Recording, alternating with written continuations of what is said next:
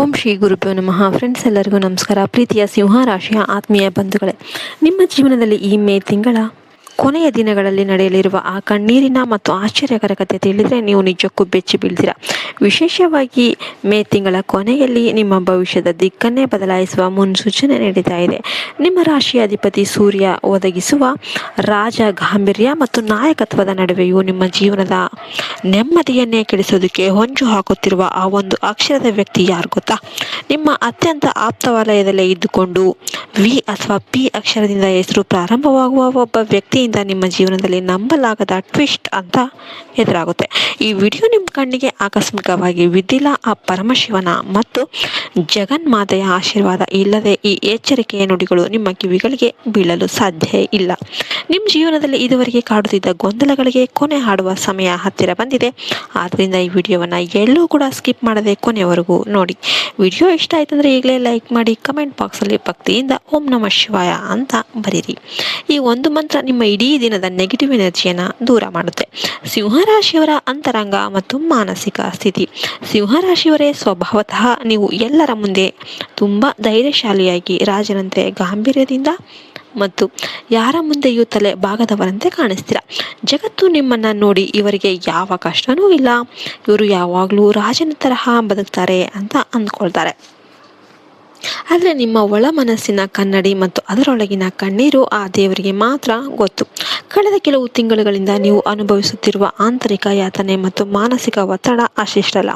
ಹಗಲೆಲ್ಲ ಎಲ್ಲರ ಮುಂದೆ ನಗುತ್ತಾ ಎಲ್ಲರ ಜವಾಬ್ದಾರಿಯನ್ನು ಹೆಗಲ ಮೇಲೆ ಹೊತ್ತು ತಿರುಗುವ ನೀವು ರಾತ್ರಿಯಾಗುತ್ತಿದ್ದಂತೆ ಏಕಾಂಗಿಯಾಗಿ ಕಣ್ಣೀರು ಹಾಕ್ತೀರಿ. ನಾನು ಎಲ್ಲರಿಗೂ ಒಳ್ಳೆಯದನ್ನೇ ಬಯಸ್ತೇನೆ, ಎಲ್ಲರಿಗೂ ಸಹಾಯ ಮಾಡ್ತೇನೆ, ಆದರೂ ನನ್ನ ಜೀವನದಲ್ಲಿ ಯಾಕೆ ಇಷ್ಟೊಂದು ಪರೀಕ್ಷೆಗಳು, ನನ್ನನ್ನು ನನ್ನವರೇ ಯಾಕೆ ಅರ್ಥ ಮಾಡ್ಕೊಳ್ತಿಲ್ಲ ಅಂತ ಮೌನವಾಗಿ ನೊಂದ ದಿನಗಳು ನೂರಾರಿವೆ. ನಿಮ್ಮ ಕುಟುಂಬಕ್ಕಾಗಿ, ನಿಮ್ಮ ಮಕ್ಕಳಿಗಾಗಿ ಅಥವಾ ನಿಮ್ಮ ಸಂಗಾತಿಗಾಗಿ ನಿಮ್ಮ ಸ್ವಂತ ಆಸೆಗಳನ್ನು, ವೈಯಕ್ತಿಕ ಕನಸುಗಳನ್ನು ನೀವೇ ನುಂಗಿ ಹಾಕಿದ್ದೀರಿ. ಆದರೂ ನಿಮಗೆ ಸಿಗಬೇಕಾದ ಪ್ರೀತಿ ಮತ್ತು ಕೃತಜ್ಞತೆ ಸಿಗ್ತಾ ಇಲ್ಲ ಎಂಬ ಬೇಸರ ನಿಮ್ಮನ್ನು ಒಳಗೊಳಗೆ ಕೊರಿತಾ ಇದೆ. ಇನ್ನು ನಂಬಿಕೆ ದ್ರೋಹ ಮತ್ತು ಆ ನಿಗೂಢ ವ್ಯಕ್ತಿಯ ರಹಸ್ಯ. ಸಿಂಹರಾಶಿಯವರೇ, ನಿಮ್ಮ ದೊಡ್ಡ ದೌರ್ಬಲ್ಯ ಏನಪ್ಪಾ ಅಂದರೆ ನಿಮ್ಮಲ್ಲಿ ಅತಿಯಾದ ನಂಬಿಕೆ ಮತ್ತು ಉದಾರ ಗುಣ ಇದೆ. ಯಾರಾದರೂ ಬಂದು ನಿಮ್ಮನ್ನು ಹೊಗಳಿದ್ರೆ ಅಥವಾ ಕಷ್ಟದಲ್ಲಿದ್ದೇನೆ ಅಂತ ಅಂದರೆ ಸಾಕು, ನೀವು ನಿಮ್ಮ ಪ್ರಾಣವನ್ನೇ ಕೊಡೋದಕ್ಕೆ ಸಿದ್ಧರಾಗಿರ್ತೀರ. ಆದರೆ ಅದೇ ನಂಬಿಕೆಯನ್ನು ಇಟ್ಕೊಂಡು ನಿಮ್ಮ ಬೆನ್ನಿಗೆ ಚೂರಿ ಹಾಕುವವರ ಸಂಖ್ಯೆ ನಿಮ್ಮ ಸುತ್ತಲೂ ಹೆಚ್ಚಾಗ್ತಾ ಇದೆ. ನಿಮ್ಮ ವ್ಯಕ್ತಿತ್ವ, ನಿಮ್ಮ ಬೆಳವಣಿಗೆಯನ್ನು ನೋಡಿ ಹೊರಗೆ ಹೊಗಳುವ ಜನ ನಿಮ್ಮ ಬೆನ್ನ ಹಿಂದೆ ಅಸೂಯೆಯ ಬೆಂಕಿಯಲ್ಲಿ ಉರಿದು ಹೋಗ್ತಾ ಇದ್ದಾರೆ. ಈಗ ನಿಮ್ಮ ಜೀವನದಲ್ಲಿ ನಿಶ್ಶಬ್ದವಾಗಿ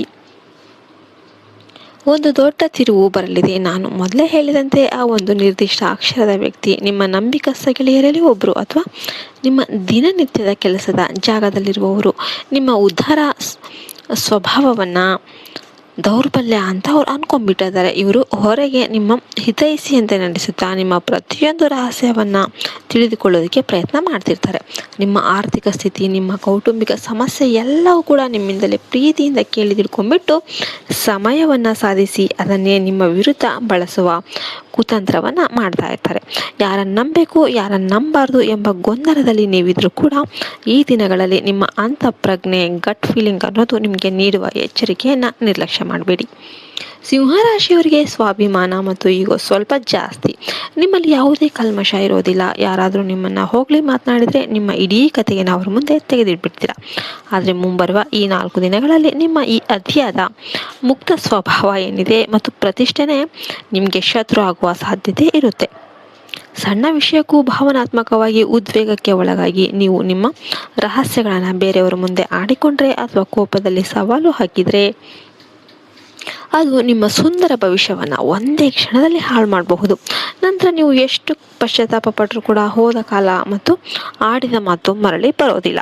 ಅದಕ್ಕಾಗಿಯೇ ಈ ದಿನಗಳಲ್ಲಿ ನಿಮ್ಮ ನಾಲಿಗೆ ಮೇಲೆ ನಿಯಂತ್ರಣ ಇರಲಿ. ಯಾರಾದರೂ ನಿಮ್ಮನ್ನು ಕೆಣಕಿದ್ರೂ, ನಿಮ್ಮ ವಿಷಯಗಳನ್ನು ತಿಳಿದುಕೊಳ್ಳೋದಕ್ಕೆ ಬಂದರೂ ಕೂಡ ಮೌನವಾಗಿರೋದನ್ನು ಕಲಿಯಿರಿ.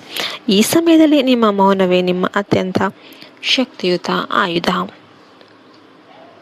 ಕೆಲವು ಜನ ನಿಮ್ಮನ್ನು ಬದಲಾಗಿದ್ದಾರೆ, ಸ್ವಾರ್ಥಿ ಅಂತ ಕರಿಬಹುದು. ಆದರೆ ನಿಮ್ಮ ಆಂತರಿಕ ಶಕ್ತಿಯಾಗಿ ನೀವು ಕೆಲವರಿಂದ ಅಂತರ ಕಾಯ್ದುಕೊಳ್ಳೋದು ತಪ್ಪು.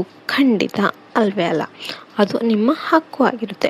ಈ 4 ದಿನಗಳಲ್ಲಿ ನಿಮ್ಮ ಆರ್ಥಿಕ ಸ್ಥಿತಿಯ ಬಗ್ಗೆ ಮಾತನಾಡೋದಾದರೆ, ನಿರೀಕ್ಷಿಸದ ಆಕಸ್ಮಿಕ ಖರ್ಚುಗಳು ನಿಮ್ಮ ಬಜೆಟನ್ನು ಏರುಪೇರು ಮಾಡಬಹುದು. ನಿಮ್ಮ ಅತಿಯಾದ ಔದಾರ್ಯದಿಂದಾಗಿ ಇತರರಿಗಾಗಿ ಹಣ ಖರ್ಚು ಮಾಡೋದು ಅಥವಾ ಆಡಂಬರಕ್ಕೆ ಹಣ ವ್ಯರ್ಥ ಮಾಡಬೇಡಿ. ಅತ್ಯಂತ ಮುಖ್ಯವಾದ ಕಿವಿ ಮಾತು ಏನಂದರೆ, ಈ ದಿನಗಳಲ್ಲಿ ಯಾರೋ ಕಷ್ಟದಲ್ಲಿದ್ದಾರೆ ಅಂತ ಅಥವಾ ತುಂಬ ಹತ್ತಿರದವರೆಂದು ದೊಡ್ಡ ಮೊತ್ತದ ಸಾಲ ನೀಡೋದು ಅಥವಾ ಬೇರೆಯವರ ಸಾಲಕ್ಕೆ ಶ್ಯೂರಿಟಿ ಸಹಿ ಹಾಕೋದನ್ನು ಸಂಪೂರ್ಣವಾಗಿ ನಿಲ್ಲಿಸಿಬಿಡಿ. ನೀವು ಮಾಡುವ ಈ ಸಹಾಯವೇ ಮುಂದೆ ನಿಮಗೆ ಕಾನೂನಾತ್ಮಕ ಅಥವಾ ಆರ್ಥಿಕ ಸಂಕೋಲೆಯಾಗಿ ಕಾಡಬಹುದು. ಕುಟುಂಬದಲ್ಲಿ ಸಂಗಾತಿಯೊಂದಿಗೆ ಸಣ್ಣ ಪುಟ್ಟ ಭಿನ್ನಾಭಿಪ್ರಾಯಗಳು ಬರಬಹುದು. ನಿಮ್ಮಿಬ್ಬರ ನಡುವೆ ಪ್ರೀತಿ ಇದ್ದರೂ 3ನೇ ವ್ಯಕ್ತಿಯ ಪ್ರವೇಶದಿಂದ ಗೊಂದಲ ಸೃಷ್ಟಿಯಾಗಬಹುದು. ಪ್ರೀತಿಗಿಂತ ಅಹಂಕಾರ ದೊಡ್ಡದಲ್ಲ ಎಂಬುದನ್ನು ನೆನಪಿಟ್ಕೊಂಡು ತಲೆ ತಗ್ಗಿಸಿ ನಡೆದರೆ ಸಂಸಾರದಲ್ಲಿ ನೆಮ್ಮದಿ ಇರುತ್ತೆ. ಮಾನಸಿಕ ಒತ್ತಡ ಹೆಚ್ಚಾಗೋದ್ರಿಂದ ತಲೆನೋವು ಅಥವಾ ಹೃದಯಕ್ಕೆ ಸಂಬಂಧಿಸಿದ ಸಣ್ಣ ಪುಟ್ಟ ಉಸಿರಾಟದ ಆಯಾಸದಂತಹ ಆರೋಗ್ಯ ಸಮಸ್ಯೆಗಳು ಕಾಣಿಸಿಕೊಳ್ಳಬಹುದು. ಸರಿಯಾದ ಸಮಯಕ್ಕೆ ಧ್ಯಾನ ಮತ್ತು ವಿಶ್ರಾಂತಿ ತೆಗೆದುಕೊಳ್ಳಿ. ಸಿಂಹರಾಶಿಯ ಯುವಕರಿಗೆ ಮತ್ತು ವಿದ್ಯಾರ್ಥಿಗಳಿಗೆ ಇದು ಅತ್ಯಂತ ನಿರ್ಣಾಯಕ ಸಮಯ. ನಿಮ್ಮ ನಾಯಕತ್ವ ಗುಣವನ್ನು ಸರಿಯಾದ ಹಾದಿಯಲ್ಲಿ ಬಳಸಿ. ತಾತ್ಕಾಲಿಕ ಆಕರ್ಷಣೆಗಳು, ಸಾಮಾಜಿಕ ಜಾಲತಾಣಗಳ ಅತಿಯಾದ ಬಳಕೆ ಮತ್ತು ದಾರಿ ತಪ್ಪಿಸುವ ಸ್ನೇಹಿತರಿಂದ ದೂರ ಇರಿ. ನಿಮ್ಮ ತಂದೆ ತಾಯಿಯ ತ್ಯಾಗ ಮತ್ತು ನಿಮ್ಮ ಮೇಲಿರುವ ಭರವಸೆಯನ್ನು ನೆನಪಿಟ್ಕೊಳ್ಳಿ. ಈಗ ನೀವು ಪಡುವ ಶ್ರಮ ನಿಮ್ಮ ಮುಂದಿನ ಇಡೀ ಭವಿಷ್ಯದ ಬದುಕನ್ನು ಬರೆಯುತ್ತೆ. ಸಿಂಹರಾಶಿಯವರೇ, ನೀವು ಕಾಡಿನ ರಾಜನ ಸ್ವಭಾವದವರು. ನಿಮ್ಮನ್ನು ಯಾರೂ ಒಂದೇ ಕಡೆ ಕಟ್ಟಿ ಹಾಕೋದಕ್ಕೆ ಸಾಧ್ಯ ಇಲ್ಲ. ಎಷ್ಟು ಬಾರಿ ಬಿದ್ದರೂ ಮತ್ತೆ ಸಿಂಹದ ಗರ್ಜನೆಯೊಂದಿಗೆ ಪುಟಿದೆದ್ದು ಬರುವ ಅದ್ಭುತ ಚೈತನ್ಯ ನಿಮ್ಮಲ್ಲಿರುತ್ತೆ. ನಿಮ್ಮ ಕಣ್ಣೀರು ಮತ್ತು ಕಷ್ಟಗಳು ಆ ದೇವರಿಗೆ ಕಾಣಿಸ್ತಾ ಇವೆ. ಈ 4 ದಿನಗಳ ಸವಾಲುಗಳು ಮುಗಿತಾ ಇದ್ದಂತೆ ನಿಮ್ಮ ಜೀವನದಲ್ಲಿ ಹೊಸ ಆಶಾಕಿರಣ ಮೂಡುತ್ತೆ. ಸ್ಥಗಿತಗೊಂಡಿದ್ದ ಕೆಲಸಗಳು ಪುನಃ ಆರಂಭವಾಗುತ್ತೆ. ಆರ್ಥಿಕವಾಗಿ ಹೊಸ ಮಾರ್ಗಗಳು ತೆರೆದುಕೊಳ್ಳುತ್ತೆ.